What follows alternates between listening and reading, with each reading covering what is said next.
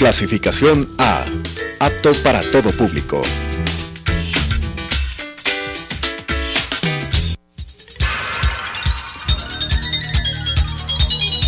Las opiniones vertidas en este espacio por la producción y dirección del programa son de exclusiva responsabilidad de sus autores y de quienes intervienen en ellos.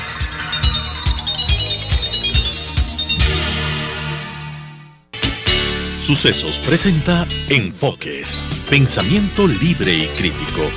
Día a día buscaremos diferentes visiones para la comprensión de la realidad del tercer milenio. Enfoques, un espacio que une noticia, análisis y opinión.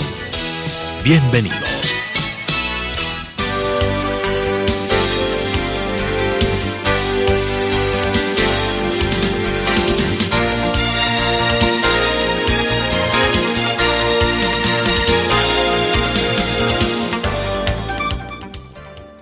Gracias por estar con nosotros. Queremos dar la bienvenida a la general Paco Moncayo Gallegos. Recordamos, él ha sido asambleísta, es alcalde de la ciudad de Quito, también fue líder del Comando Conjunto de las Fuerzas Armadas. Hay varios temas, general Moncayo, que nos traen esta entrevista el día de hoy.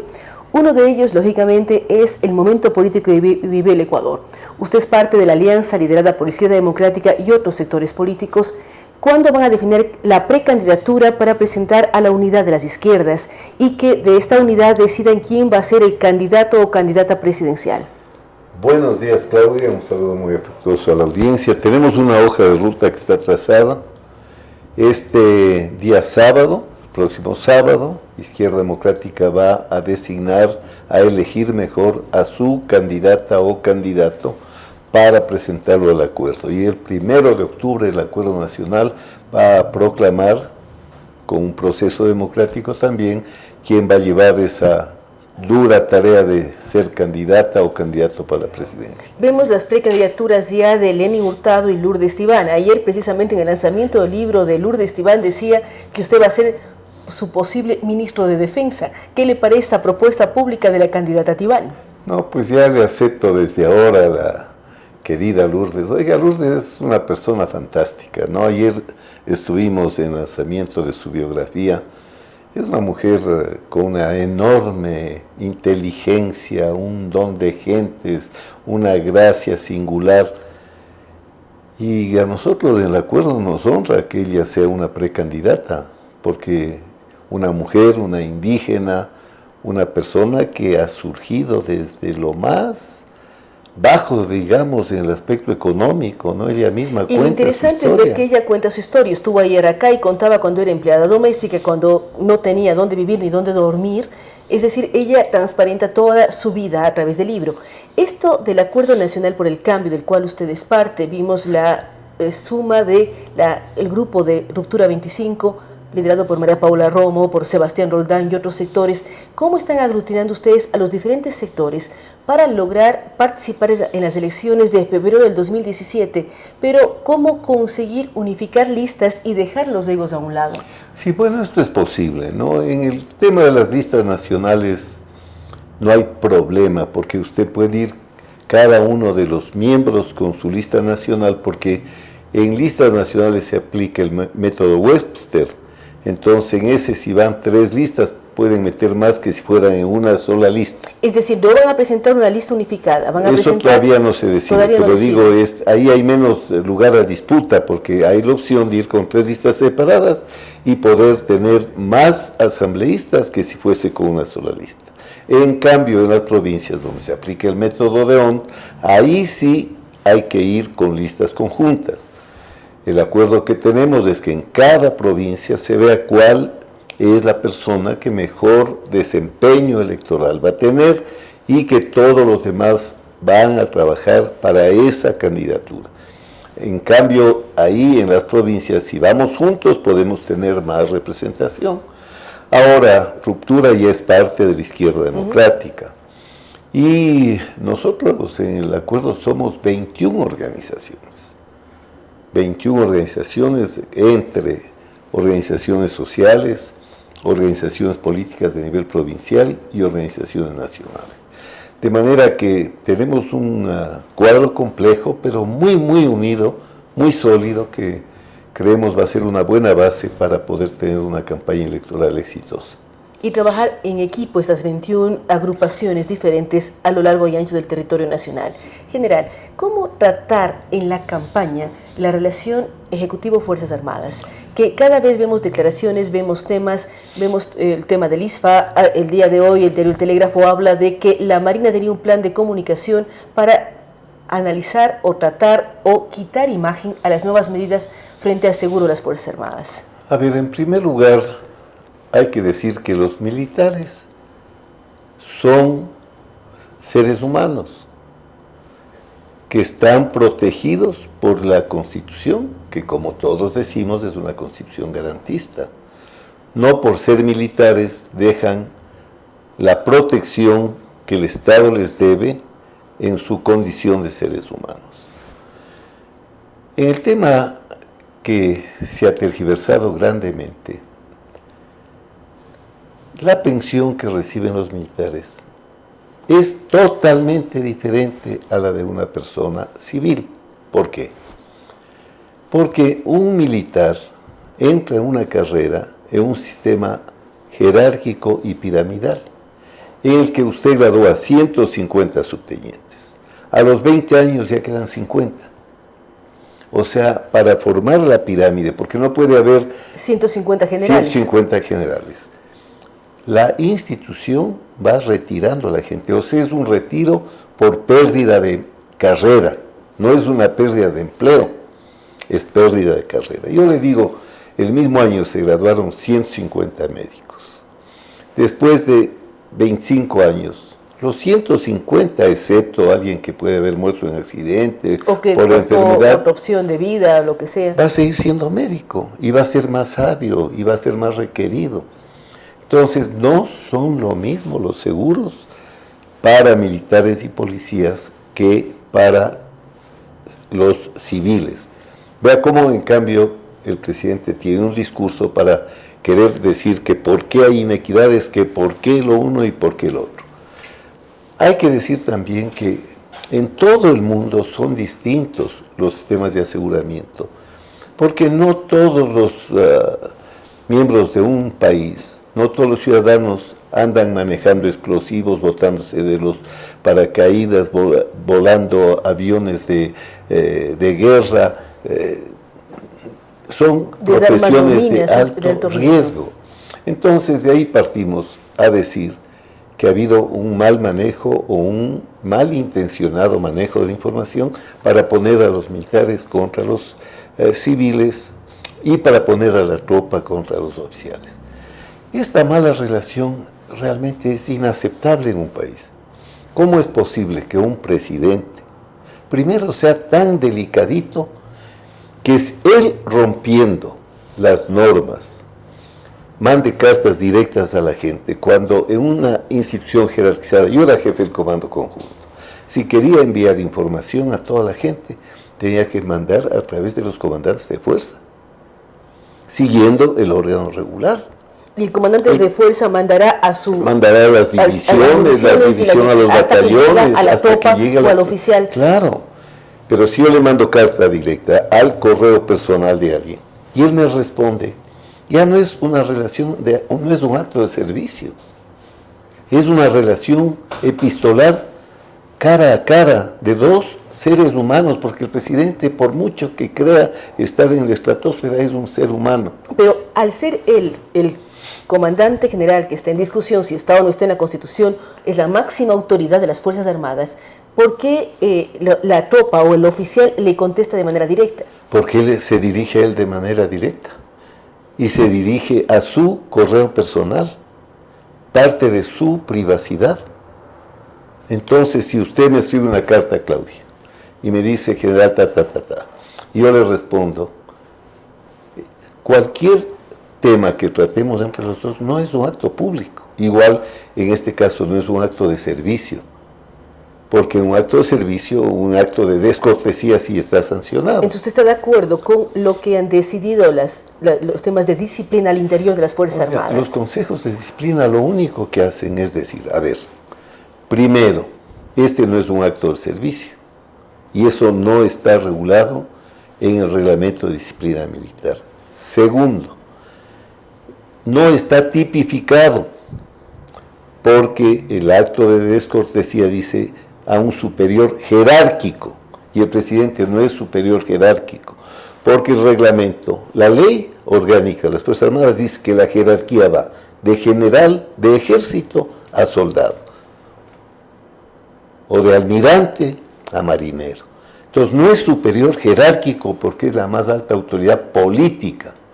La propia ley orgánica de las Fuerzas Armadas dice que el presidente ejerce la más alta autoridad en lo administrativo a través del Ministerio de Defensa y en lo operativo estratégico a través del Comando Conjunto. Entonces lo que hacen estos consejos es decir, ¿y cómo vamos a sancionar? Y por último el reglamento dice que si en 72 horas de cometido el acto no ha sido elevado a conocimiento, ya no pueden juzgar.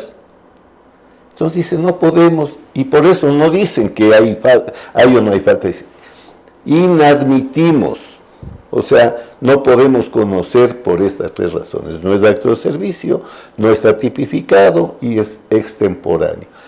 Y hay una jueza que dice que eso es insubordinación y que vayan los militares a estudiar. Oiga, qué jueza tan poco preparada, ella tiene que ir a una escuela de jueces o volver a primer año en la universidad, primer semestre, para saber de lo que está, además atribuyéndose temas que no corresponden a un juez. Estos elementos lo que generan es malestar y preocupación entre Fuerzas Armadas y ciudadanos comunes, y entre Ejecutivo y Fuerzas Armadas. ¿Cómo lograr nuevamente en el futuro unificar y volver a la relación de antes, que uno siempre, o el pueblo ecuatoriano, ha respetado el papel de las Fuerzas Armadas, pero ahora les miran como personas que pueden desestabilizar un gobierno, que no son obedientes, sino son más dirimentes? ¿Cómo volver a analizar y mejorar la relación gobierno-Fuerzas Armadas y pueblo-Fuerzas Armadas? Mire, esto depende mucho del gobierno. El presidente ha hecho todo lo posible para dañar esa relación. Hay muchos actos realizados por él que han ido ocasionando este deterioro de la buena relación. Más bien, yo digo por el contrario, las Fuerzas Armadas se han demostrado absolutamente obedientes al poder político, absolutamente. Cuando han reclamado por un derecho que consideran que se les está afectando, cuando la Constitución dice que los derechos siempre serán progresivos, ¿no es cierto? Entonces lo hacen de una manera disciplinada, les votan al mando, no ha pasado nada.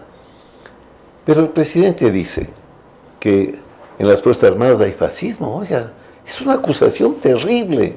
Dice que estos consejos son antipatria, o sea, él es la patria, porque no le dan gusto, los consejos son antipatria.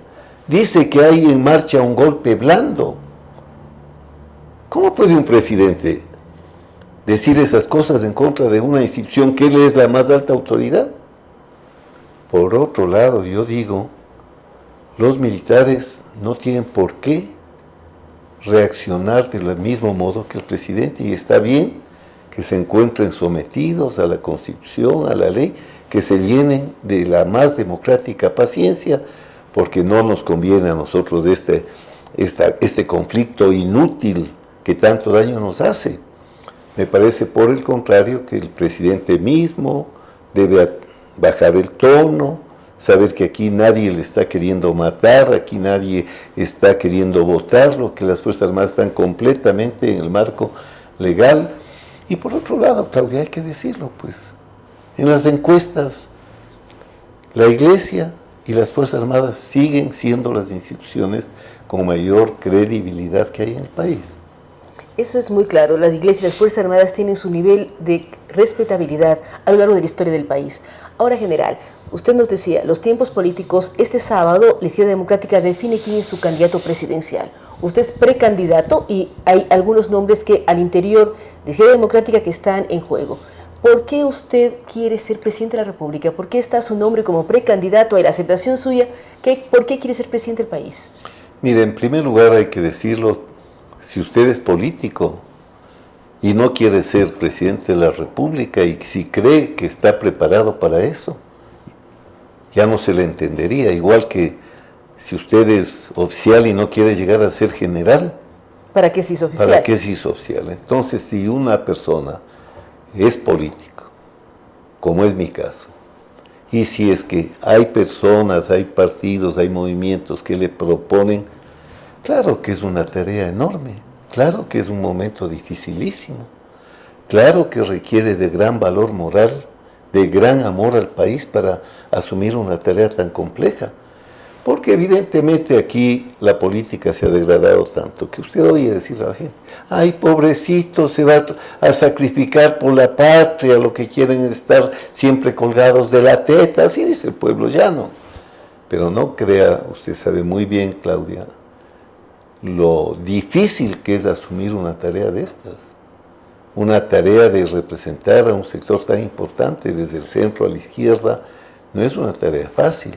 Además, una campaña en contra de todo el poder que tienen los candidatos del oficialismo, del poder que tienen los candidatos que están respaldados por sectores económicos poderosos. Entonces es una tarea ardua. Si es que la izquierda democrática termina por decidirse por Paco Moncayo, lo que me va a poner es una cruz a cuestas o una mochila bien pesada, que felizmente creo tener las espaldas y los hombros suficientemente fuertes para cargar con esa responsabilidad tan grande. No es que, qué maravilla, qué lindo.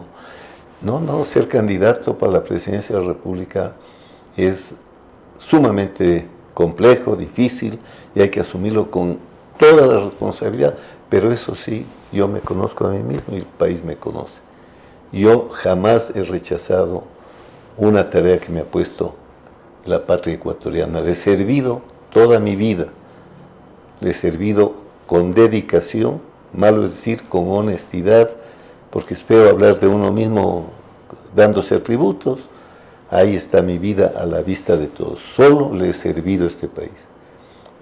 He recibido del país todo lo que una persona con su sacrificio lo ha podido recibir, porque no me quejo de cómo me han tratado las Fuerzas Armadas. No llegué en vano a ser la primera autoridad de las Fuerzas Armadas. No me quejo de la suerte, cómo me llevó a estar en los sitios más complejos, en los momentos de más peligro para mi país. No, si yo le he servido toda la vida, yo no me voy a retirar de ese servicio mientras crea que puedo hacerlo, porque estoy lúcido, porque estoy físicamente íntegro y porque puedo todavía darle ese esfuerzo a un país que lo necesita. Vamos a ver qué ocurre en los próximos días. Gracias al general Paco Moncayo. Con él hemos hablado de varios temas: relación Ejecutivo-Fuerzas Armadas, la situación política del país y el reto que él tiene en los próximos días: enfrentar la posibilidad de ser candidato a la presidencia de la República. Hay quienes pueden criticar, quienes pueden apoyarlo. La decisión al final la tenemos los ecuatorianos cuando vayamos a las urnas en febrero del 2017. Esperamos que ya en las próximas semanas el panorama se aclare y sepamos efectivamente quiénes van a participar en las próximas elecciones, y además preguntarles a través de este programa sus diferentes propuestas para el país. Un país que necesita que todos pongamos el hombro, avancemos y busquemos que la democracia se robustezca en el proceso electoral. Gracias al general Paco Moncayo. Vamos a una pausa, luego de la cual estaremos dialogando con el analista Sebastián Mantilla.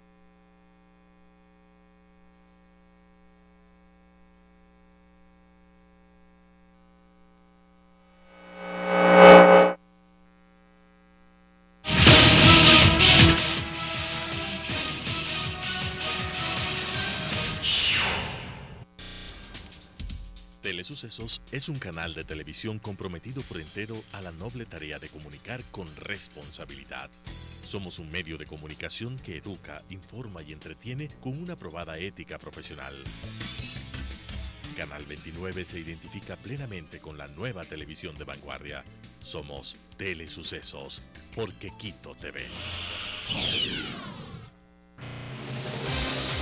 ¿Sabía usted que el 31 de diciembre de 2016 toda la televisión de las ciudades de Quito y Guayaquil deberá estar en el formato digital? Pero no se preocupe, Telesucesos ya es digital. Sintonícenos en el 29.1 HD, la televisión que usted merece.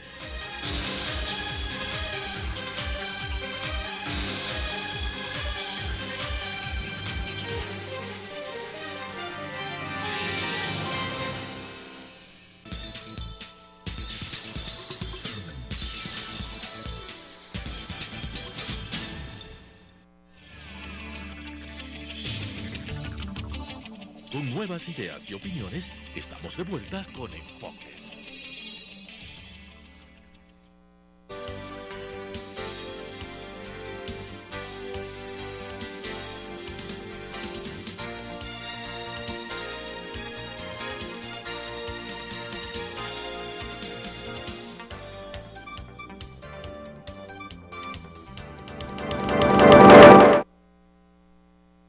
Con nosotros. Damos la bienvenida al doctor Sebastián Mentilla. Recordamos que él es parte del Centro Latinoamericano de Estudios Políticos.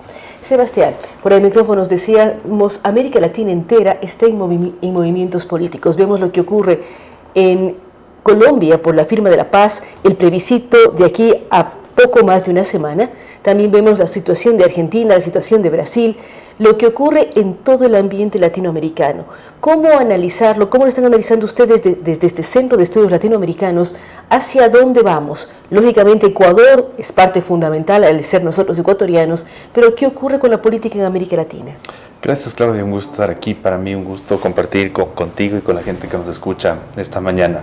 Bueno, América Latina está, yo diría, como en ebullición, y para un análisis habría que ver, digamos, de manera general, panorámica, qué es lo que está pasando, y en términos políticos se podría decir que bueno, en el caso de cada país y sucede cosas, digamos, un poco características, ¿no? Por ejemplo, en el caso de Colombia se está promoviendo el proceso de paz, un proceso de reconciliación nacional que lleve a la firma de la paz, siempre y cuando, claro, el 2 de octubre, que hay un referéndum, gane la mayoría. Pero bueno, hay un tema por ejemplo, de paz, de negociaciones internas. Creo que dentro de cada país también están sucediendo situaciones. El caso de Brasil, el hecho de que haya sido destituida finalmente, por ejemplo, la presidenta, haya asumido la presidencia el vicepresidente, y incluso se está avanzando con el tema del juicio a Lula. Y hay declaraciones tan fuertes como decir el presidente Lula es el jefe de... Hay una serie de elementos, sí. Pero también cuánto nos pesa este rato las elecciones americanas, en donde vemos a los candidatos buscando que los latinos vayan a votar, tomando en cuenta que están registrados, podrían votar 55 millones de latinoamericanos en las elecciones de Estados Unidos. También nos involucra directamente a todos. Sí, lo que está pasando ahorita, por ejemplo, en Estados Unidos, igual en Brasil, Argentina, Chile, Perú, Colombia, nos afecta de alguna manera. En el caso de Estados Unidos, el hecho de que posiblemente, por ejemplo, ahora Trump en estos últimos días haya subido en las encuestas con esta, digamos, recaída o pequeño, no sé si enfermedad de Hillary Clinton, hace que la situación un poco se ponga complicada, ¿no? Porque sabemos que Trump tiene una posición realmente radical, dura, anti-inmigración, racista hasta cierto punto, y creo que eso lo que menos va a hacer es favorecer unas buenas relaciones de Estados Unidos con América Latina, un aliado importante que ha tenido o que hemos tenido los latinoamericanos desde algún tiempo atrás. Pero por ejemplo en el caso de Brasil, como decía yo, el tema de relevancia importante o criticado también, porque acabamos de ver la cumbre de los países no alineados que respaldan a Trump y dicen que no intervenga Estados Unidos.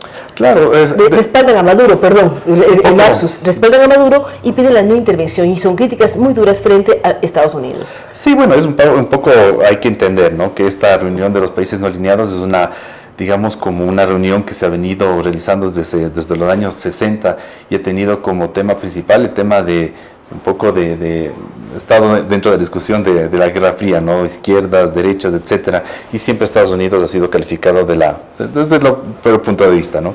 Entonces, obviamente es natural entender que desde esa instancia surjan críticas a los Estados Unidos, que, bueno, se le ha criticado por su posición en el mundo, ¿no? Entonces, es entendible desde ese punto de vista.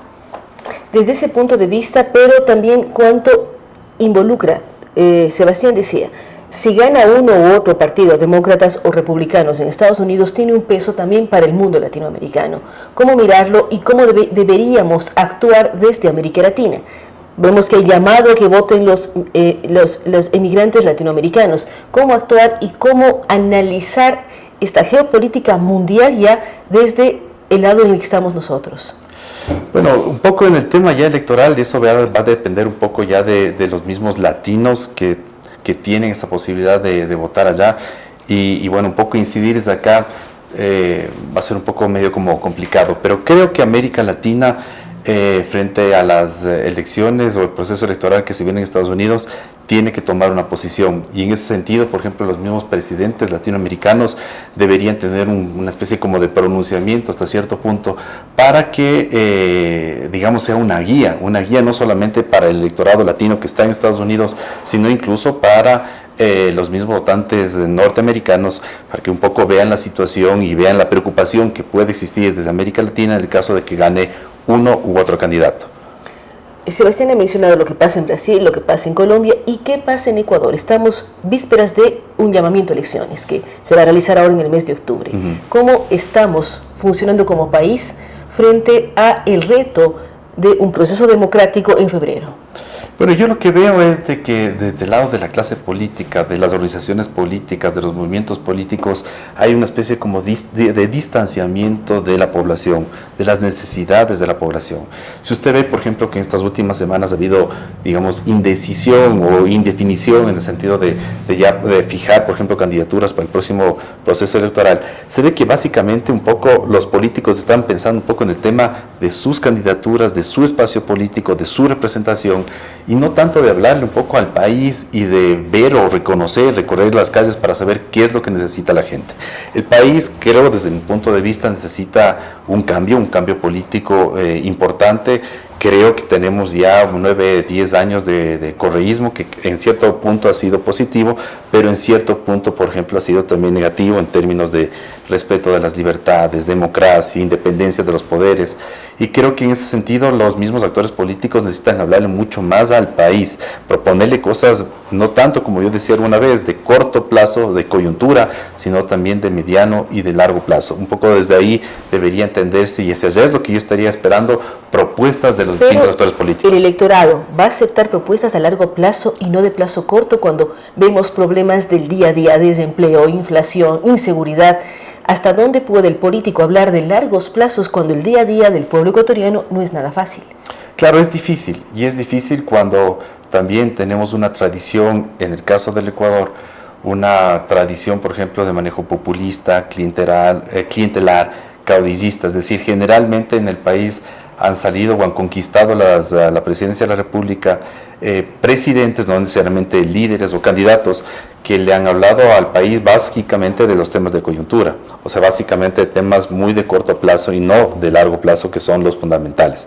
Entonces, claro, ve usted, y eso es lo que posiblemente vaya a pasar en los próximos meses, donde tengamos candidatos que estén hablando básicamente del tema del empleo, de generar cierta estabilidad, pero tampoco no están diciendo o no van a hablar, como pienso yo, de los cómo. Creo que es importante no solo hablar de largo plazo, sino de los cómo. ¿Cómo van a sacar al país de la crisis?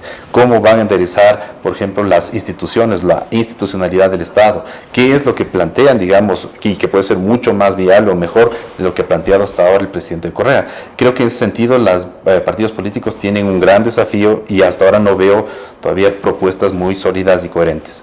No, tampoco vemos todavía candidatos definidos. Hay uno o dos que ya están definidos, sí, pero todavía hay incertidumbre en candidaturas y en propuestas. Sí, así es. Claro, lo que se aprecia también, Claudio, y usted haber visto y la ciudadanía ve, es de que existe mucha desunión, la atomización, separación de las organizaciones políticas. El sistema electoral ecuatoriano es un sistema electoral que premia básicamente a los grandes partidos.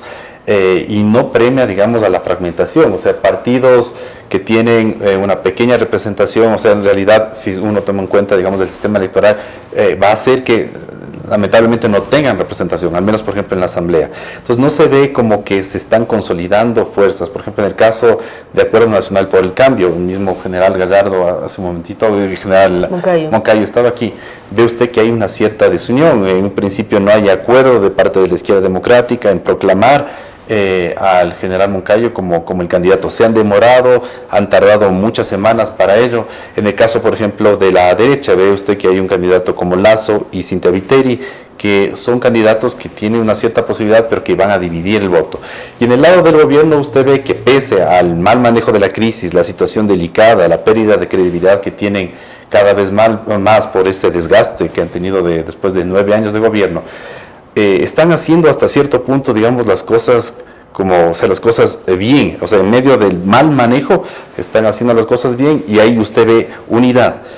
Proponen, por ejemplo, posiblemente vaya a ser el candidato presidencial el mismo Lenín Moreno, vaya a ir Glass, o no sé quién irá de la vicepresidencia, pero existe mayor unidad, mayor coherencia, están siguiendo un timing, están haciendo todas las cosas un poco que se necesitan hacer. Entonces, frente a esa, digamos, buena organización que está teniendo el gobierno, y a ese aparataje, recursos económicos importantes, usted ve que desde el lado de la oposición se están perdiendo básicamente tiempo, y se está perdiendo el tiempo en disputas muy personales. Y hay otros partidos más pequeños, por decirlo así, no sé qué aceptación reciban del pueblo, que también van a sacar candidatos. Uno piensa en Fuerza Ecuador, piensa en Ecuador Adelante, y en otros pequeños o grandes partidos que van a presentar también candidatos. ¿Cuándo van a dividirse la votación en el lado de la oposición? Usted habla, hay algo más organizado, planificado dentro de un timing, que es el partido de gobierno, Alianza País, y los otros, en cambio, todavía no logran aterrizar ni candidaturas ni propuestas. Así es, ni candidaturas ni propuestas, y ni propuestas que calen o que le hablen un poco de las necesidades que tiene la gente, ¿no? ¿Por qué, Sebastián, se deja tan de lado las candidaturas a la Asamblea Nacional? Solo hablamos de posibles presidenciables, pero cuando uno menciona quiénes irían a la Asamblea Nacional, todavía la situación es más compleja, porque todavía no hay nombres, no hay cuadros, uno que otro que se ha proclamado, pero no existe, cuando parte fundamental de las posibilidades del país hacia el futuro es una Asamblea Nacional bien estructurada. Bueno, lo que se ha visto, a diferencia de otros procesos electorales, es de que ha habido como una explosión de candidatos a la presidencia de la República. Pero yo diría como siempre, porque siempre en el país hemos llegado con 9, 10, 12 candidatos. Sí. Y de precandidatos muchísimos más. Creo que es bueno poner en el currículum, fui candidato a la presidencia. Sí, pero muchos de ellos saben que no tienen posibilidades de llegar a la presidencia de la República, pero lo han hecho así un poco para visibilizarse ante la opinión pública, para adelantarse o para que la gente un poco les vea en vitrina, y ver si es que podrían tener posibilidades de llegar a la Asamblea. Muchos de los precandidatos presidenciales son candidatos a la final de la Asamblea, a la Asamblea Nacional. Y creo que hay varios nombres, y creo que muchos de ellos han jugado eso para tratar de ir adelante en las listas, y primeros en las listas de candidatos. Entonces, creo que eso se ha estado dando, y pienso que muchos de los precandidatos van a ir o van a optar por una Asamblea Nacional. Por la Asamblea, es decir, todavía hay mucho que caminar hasta saber en noviembre cómo quedan listas, qué candidatos quedan y qué uniones sobreviven estos procesos. Sí, lo que va a pasar un poco es también igual lo que ha sido en otros procesos, es un poco hasta el último minuto, es decir, la improvisación y digamos la falta un poco de coordinación adecuada, y va a llegar que hasta el último día que sea para el registro de candidatos estén ya poniendo ahí, digamos, o registrando sus candidatos a la misma asamblea. O sea, creo que el tema no ha habido mayor organización, y tampoco, yo diría, como generosidad para conversar, tratar de buscar acuerdos, buscar la unidad, que si es que no hay unidad y no se conforman, digamos, grandes frentes o unidades para para ir unidos al proceso electoral, realmente muchos de estos pequeños partidos que usted dice se van a quedar en el camino. Cada uno, claro, tiene o cree que tiene posibilidades, creen que pueden llegar a la asamblea, pero creo que en ese sentido hay que ser mucho más realistas y ver la posibilidad de presentar candidaturas mixtas o ver, por ejemplo, en ciertas zonas donde no donde ciertos partidos o líderes tienen mayor, acogida y representación, ahí que presenten ciertos partidos candidatos, y en otras zonas donde no tienen mayor representación, que no la presenten. Entonces, creo que en ese sentido deberían pensar mucho más estratégicamente los partidos políticos para potenciar mucho más su voto. ¿Y cómo deben pensar los electores? ¿Qué deben pedir a sus candidatos, a la asamblea o a la presidencia?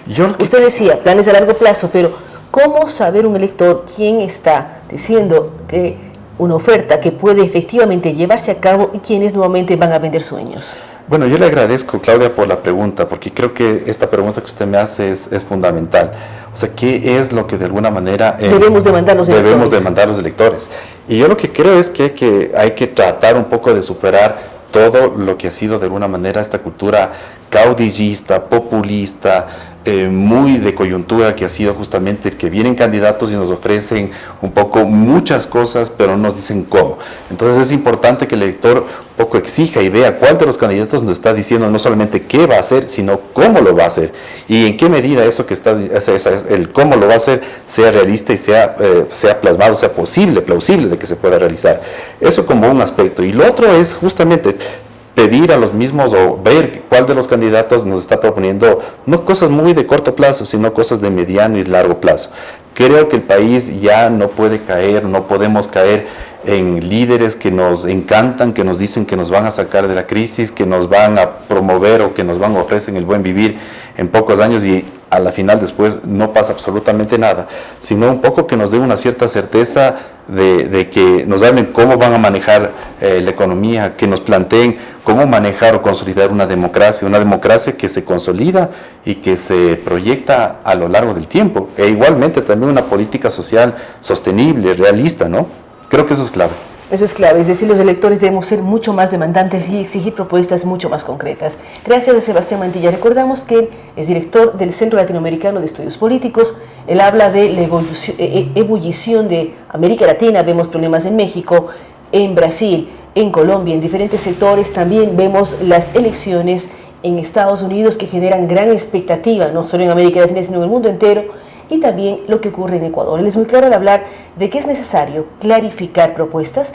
Él habla de que deben haber propuestas a largo plazo y electores más demandantes que exijan los cómo, no solamente que nos digan qué van a hacer, sino cómo lo van a lograr. Si nos quieren hablar de varias posibilidades que los ecuatorianos necesitamos, decirnos cuáles son los caminos que ellos van a hacer. Además, ver una asamblea que sea capaz y que tenga las posibilidades de conseguir en equipo lograr mejores normativas jurídicas para el país. Gracias nuevamente a Sebastián Mantilla. Vamos a una pausa, luego de la cual estaremos dialogando con el doctor Osvaldo Viteri. Él es el director del programa de doctorado en gestión tecnológica de la Escuela Politécnica Nacional. Con estas ideas y opiniones, regresamos con Enfoques.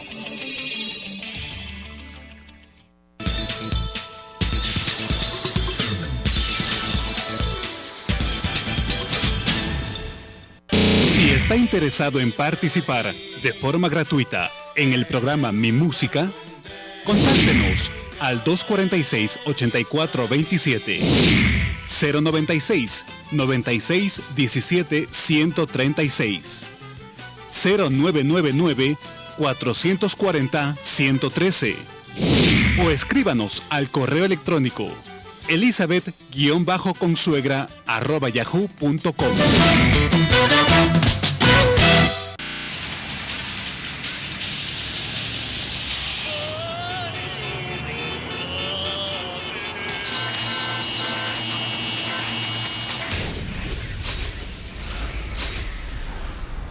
Tómelo con calma.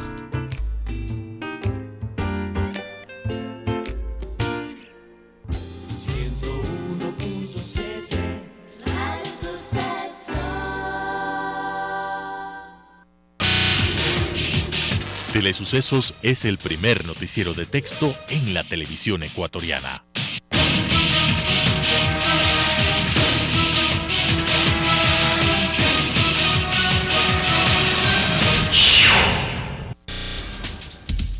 Telesucesos es un canal de televisión comprometido por entero a la noble tarea de comunicar con responsabilidad. Somos un medio de comunicación que educa, informa y entretiene con una probada ética profesional. Canal 29 se identifica plenamente con la nueva televisión de vanguardia. Somos Telesucesos, porque Quito TV. ¿Sabía usted que el 31 de diciembre de 2016 toda la televisión de las ciudades de Quito y Guayaquil deberá estar en el formato digital? Pero no se preocupe, Telesucesos ya es digital. Sintonícenos en el 29.1 HD, la televisión que usted merece.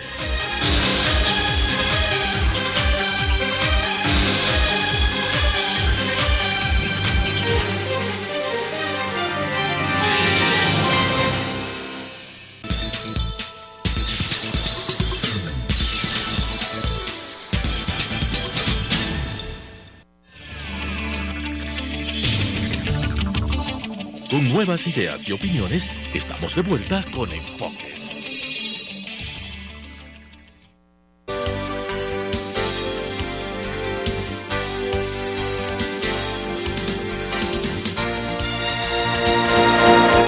Gracias por continuar con nosotros. Como lo habíamos anunciado, estamos aquí con el doctor Osvaldo Viteri Salazar. Él es director del programa de doctorado en gestión tecnológica de la Universidad Politécnica Nacional. ¿Cómo analizar, doctor Viteri, este doctorado? Fuera de micrófonos yo le preguntaba, ¿cuántos doctorados está ofertando la Politécnica Nacional al país? Claro, buenos días, Claudia, muchas gracias y gracias a todo el público. Sí, en efecto, la Escuela Politécnica Nacional tiene al momento 7 programas doctorales aprobados y que ya están en vigencia, están en plena ejecución. Algunos ya con algunas convocatorias en marcha, otros abriendo una nueva convocatoria y, como en nuestro caso, arrancando con la primera convocatoria. ¿Cómo optar por estos doctorados? Porque uno puede pensar, y a veces hay la mala idea de que en Ecuador no existe posibilidades de acceder a un doctorado en una universidad. ¿Cómo apoyar a la Escuela Politécnica Nacional y cómo difundirlos? Si uno piensa en lo que usted está promoviendo, este doctorado en ciencias y en gestión tecnológica, ¿qué es lo que está ofreciendo la Politécnica? Sí, de hecho, lo que usted dice es importante. Hay mucha mala información, se puede decir, o desconocimiento de que hay programas doctorales al interior del país. De hecho, hay más de 20 programas doctorales distribuidas en 3-4 universidades. Y la Politécnica, como lo decimos, tiene cerca del 30% de los programas doctorales. No obstante, estos no han sido difundidos o apoyados por parte del gobierno, por ejemplo, en tema de becas, que es importantísimo y decisivo a la hora de decidir por un programa doctoral. No obstante, nosotros hemos realizado una campaña de difusión, hemos ido a muchas universidades y ha habido un grato recibimiento y sorpresa también al saber de que tenemos programas doctorales al interior, que esto facilita mucho, por ejemplo, a personas que se les dificulta la movilidad fuera del país por temas familiares, etcétera, etcétera, laborales incluso.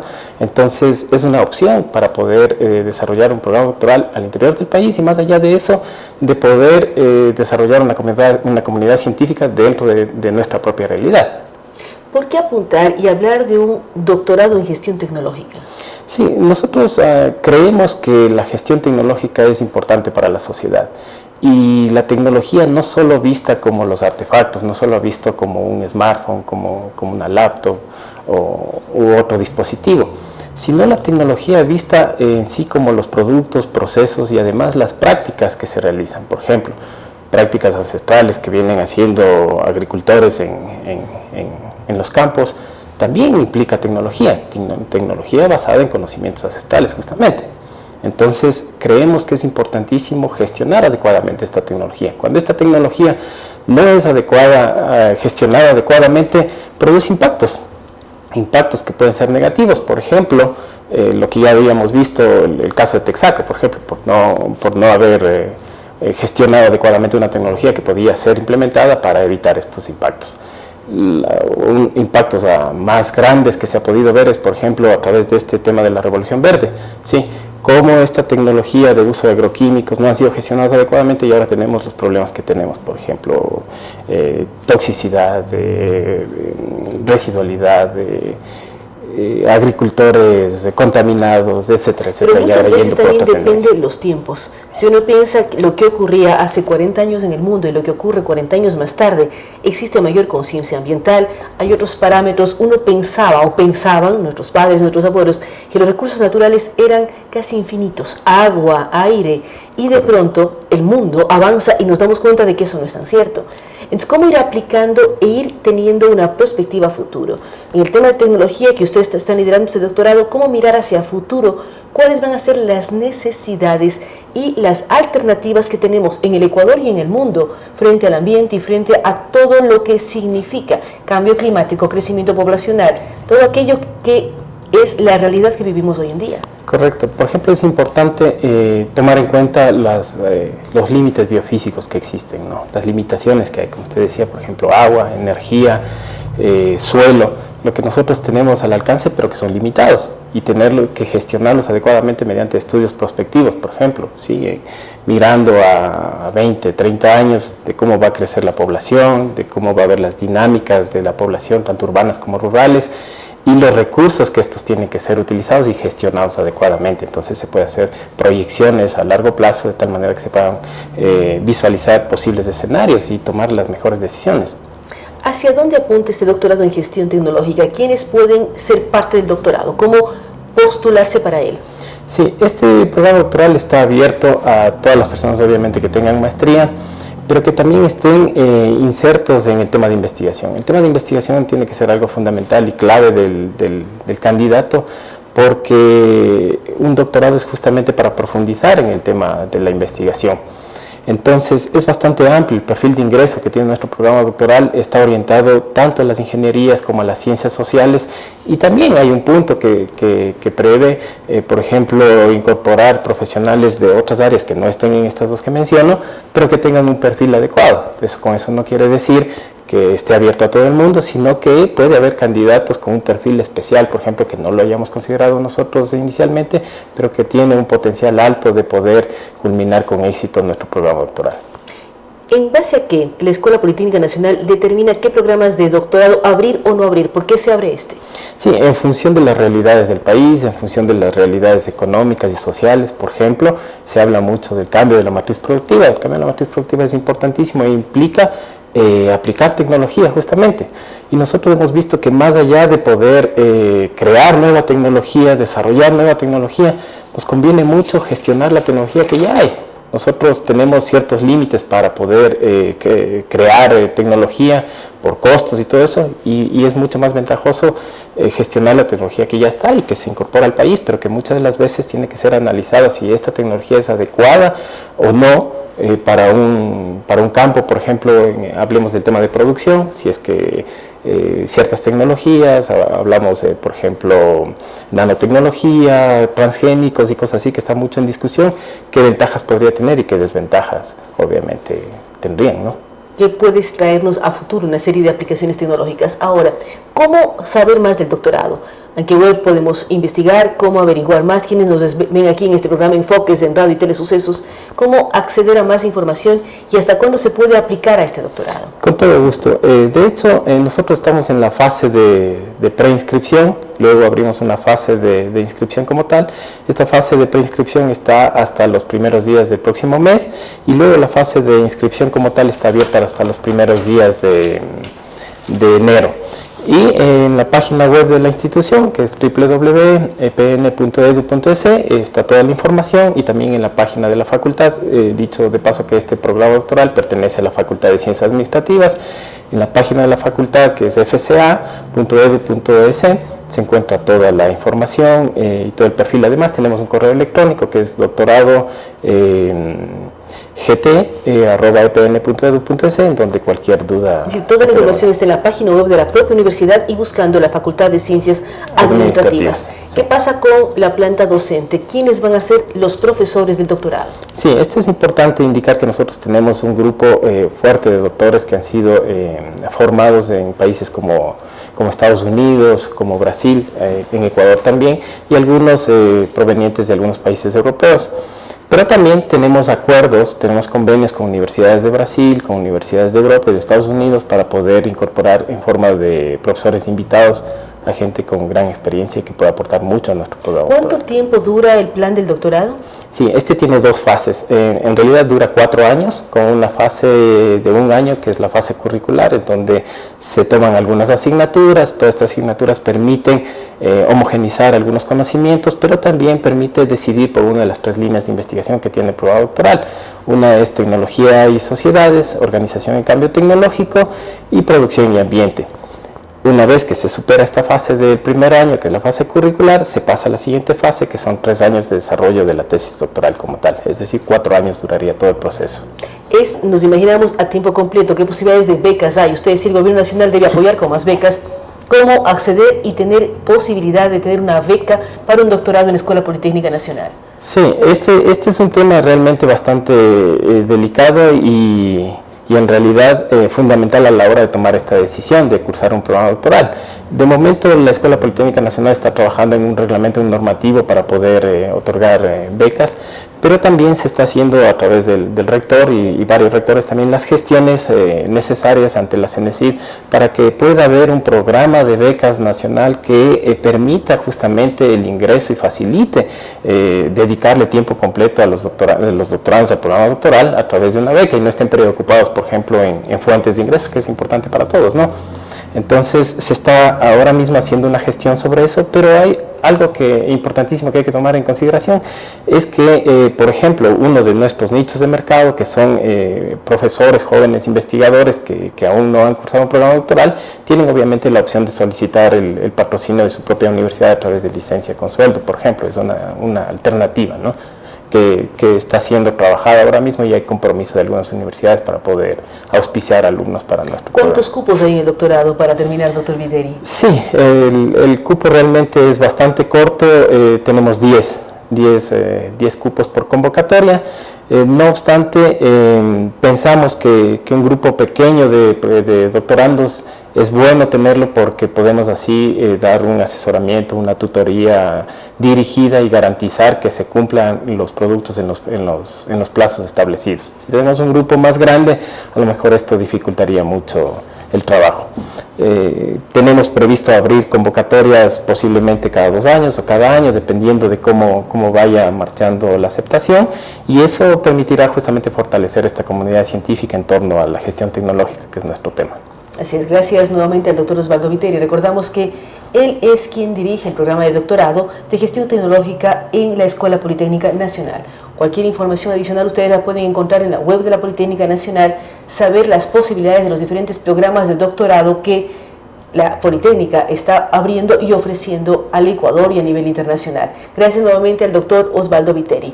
Queremos recordar que este programa llega gracias al apoyo de Pan Bimbo Artesano, Cooperativa Policial Nacional, Clínica de Urología con 20 años de experiencia, empresa MAPS Agua de Quito, y también todos aquellos que diariamente nos apoyan como Cheviplan. Con ustedes hasta el día de mañana.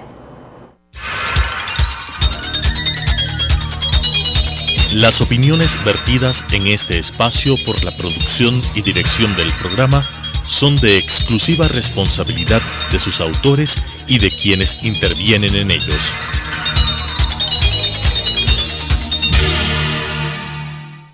Sucesos presentó Enfoques, pensamiento libre y crítico. Día a día buscaremos diferentes visiones para la comprensión de la realidad del tercer milenio. Enfoques, un espacio que une noticia, análisis y opinión. Hasta la próxima.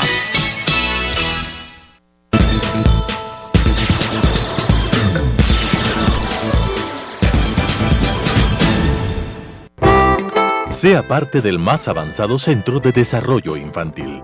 Si usted es parvularia bilingüe, inglés-español, y reúne los siguientes requisitos, llámenos. Experiencia de al menos 5 años en educación inicial con título mínimo de tercer nivel. Capacidad de liderazgo, toma de decisiones, trabajo en equipo y creatividad. Conocimiento en áreas administrativas y sistemas audiovisuales de enseñanza. Convenir entrevistas personales al 09-9737-2081.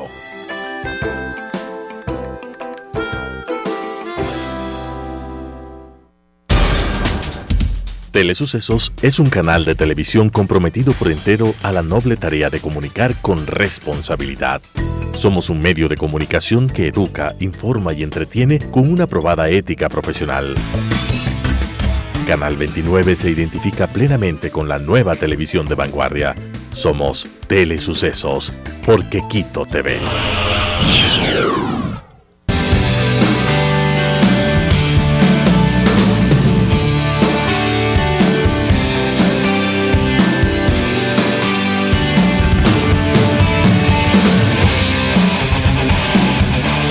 Hablemos de salud mental.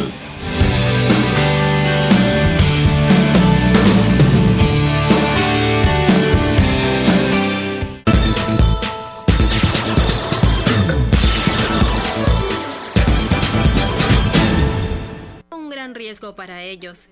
En sociedades humanas, sin embargo, la codicia, esa necesidad de apropiarse de todo lo posible, se ha traducido en apropiarse de todo lo posible a expensas de los demás. Y eso es algo, creo, que no existe en los animales.